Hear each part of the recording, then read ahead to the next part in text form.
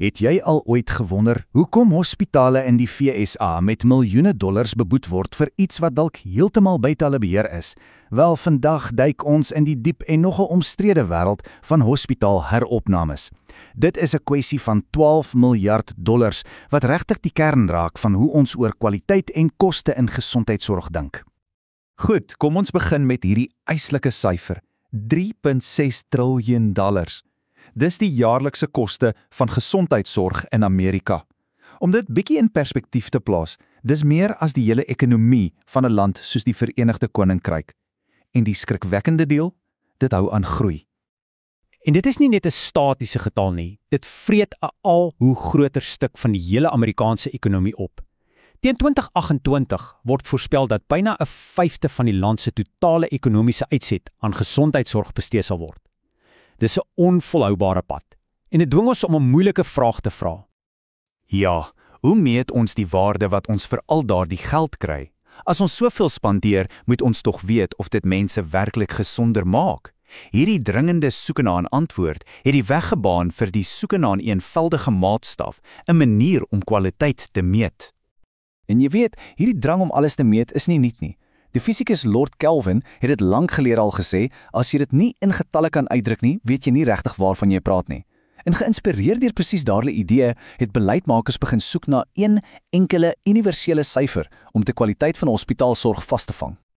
En die metriek wat hulle gekies het, wel, dit het die moderne gesondheidsorglandskap heeltemal kom hervorm.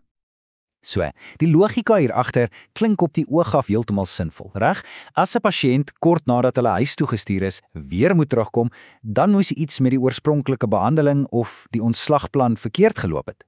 Dit het gelyk soos die perfekte, maklik meetbare maatstaf vir sorgkwaliteit.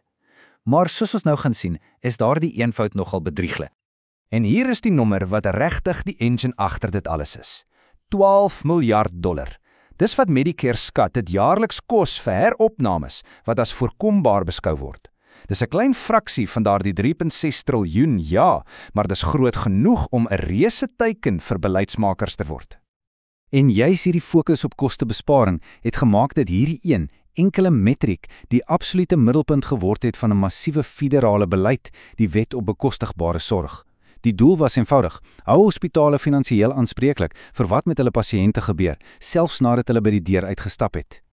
Goed, kom ons kyk nou hoe die regering hierdie matriek gevat het en dit omskep het in 'n beleid met regte, skerp finansiële tande. Die program, bekend as die RRP, is in fases uitgerol.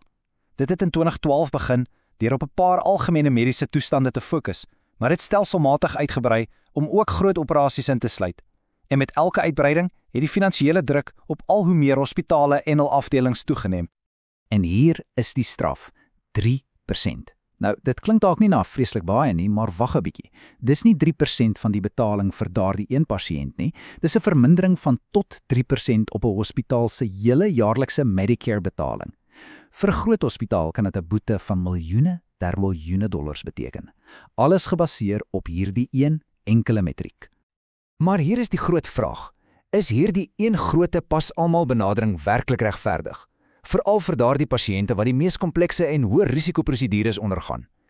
Dis hier waar die model se krake regtig begin wys, veral in die wêreld van chirurgie. Kyk net hierna.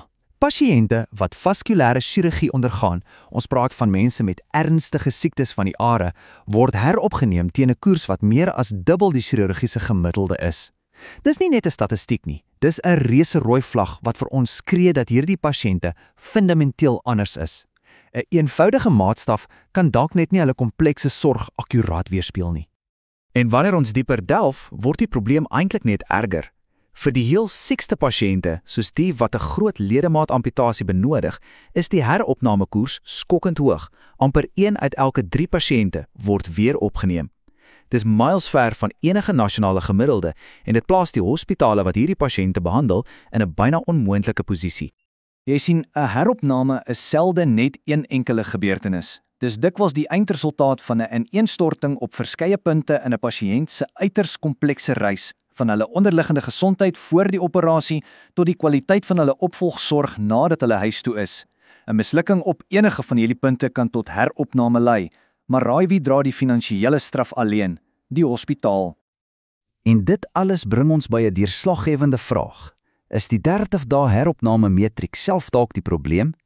Is die instrument wat ons gebruik om te meet gebrekkig?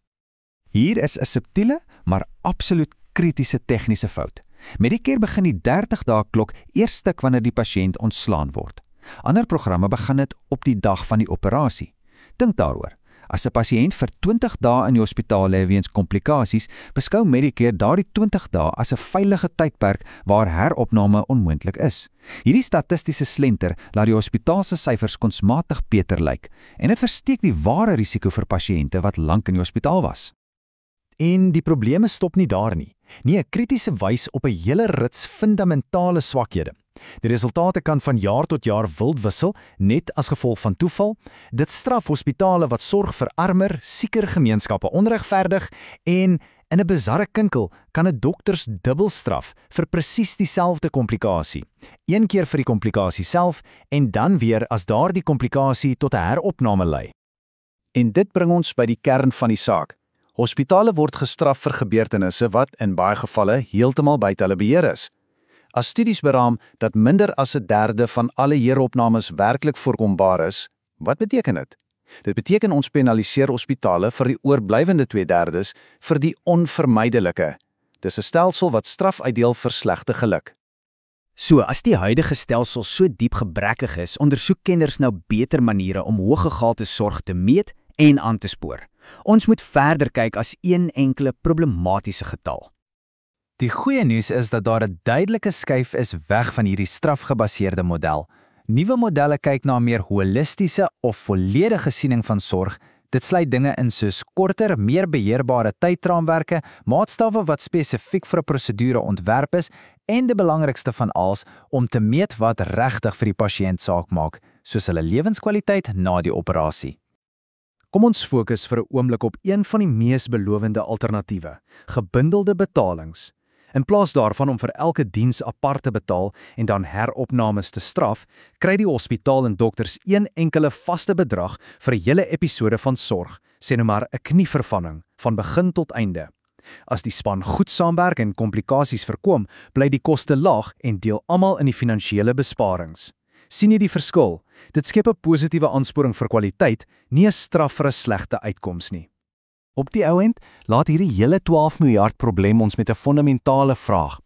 In ons soeke na die perfekte, eenvoudige nommer om kwaliteit te meet, loop ons nie dalk die gevaar om die komplekse, morsige, menslike realiteit van sorg heeltemal te ignoreer nie?